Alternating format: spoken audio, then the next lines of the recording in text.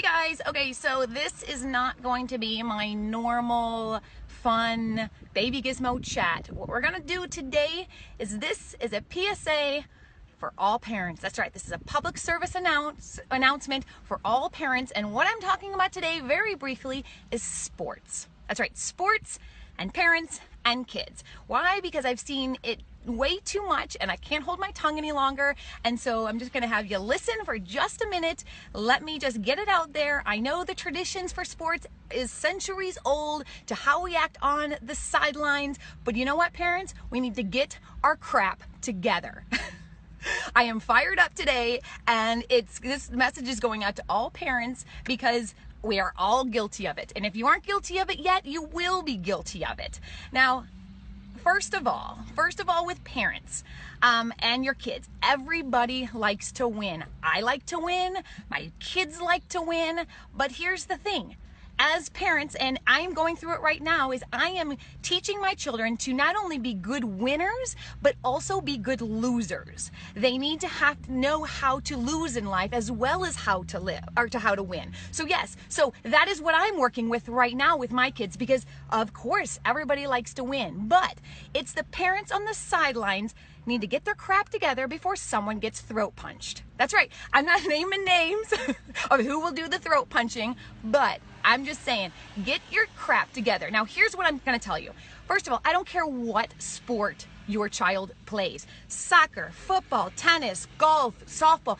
I don't care what it is, but no matter what sport it is, unless your child is a senior in high school, you are at the 11th hour, nobody is scouting your child at your child's sporting event. They're not.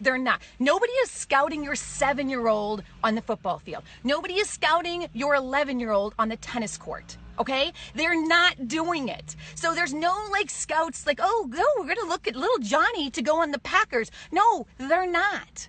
So if you do have that senior in high school, ignore what I'm saying. But if you have anybody else as your child, nobody is scouting them. So on the sidelines, you need to keep your cool and you need to shut your mouth. Here's why I'm saying that, because parents are getting out of control, and you need to also know your sport. Know the sport your child is in and know what is appropriate. If your child plays football and your team scores, of course, woo, go crazy, go crazy.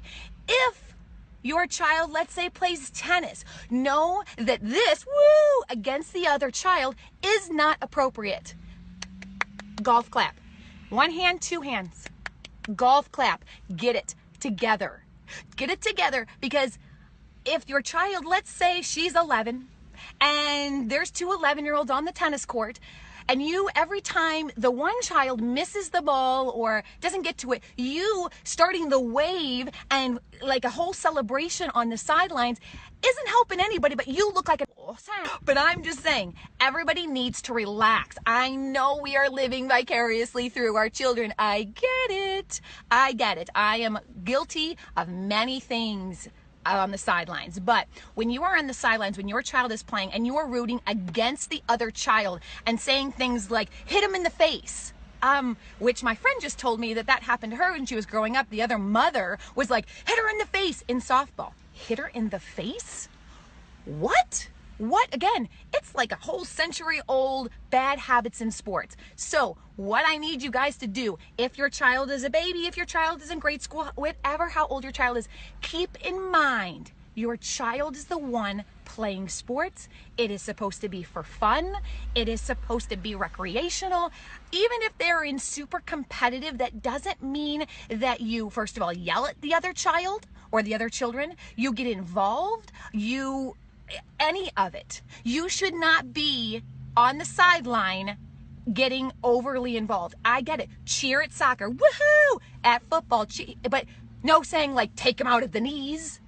Keep it under control. That is my thing. People are going to start getting throat punched.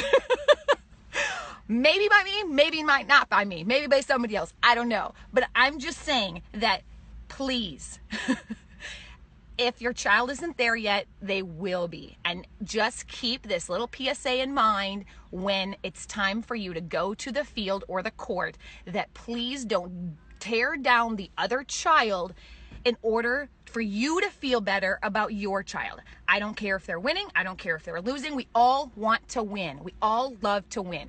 But if you're going to be horrible parent on the sidelines, maybe you shouldn't go.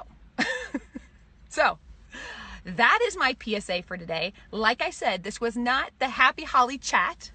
This was just get this off my chest, up on my soapbox. I know we're all parents here, and I know that when you go to that soccer game, you're not actively thinking that someone's scouting your kids, but when you're on the sidelines, you look like you think that. You look like somebody is there to bring your child to the Olympics or the NFL. Nobody's scouting at your 7-year-old's football game for the NFL. Nobody is trying to take your 11-year-old to Wimbledon. Okay? So let's all sing Kumbaya, join hands as parents, and remember that the other child who isn't your child has feelings too. So it doesn't matter who's winning or losing. Treat everybody else's child how you would treat your own child within reason. If you're going to scream at your child on the sidelines, well, don't scream at other people's children on the sidelines. Just make sure that you're remembering these kids are kids.